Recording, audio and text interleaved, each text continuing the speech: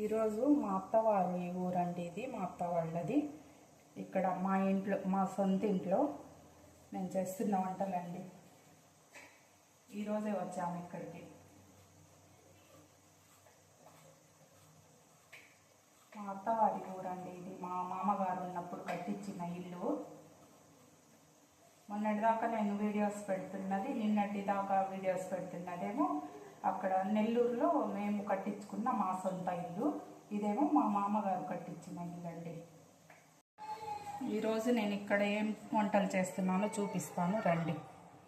Egg curry అండి, చూడండి. Eggs పగలగొట్టి వేసాను. Egg curry, rice. లంచ్కేమో బయట నుంచి తెచ్చుకున్నామండి, ఇంకో ప్యాకెట్ మిగిలిపోయింది.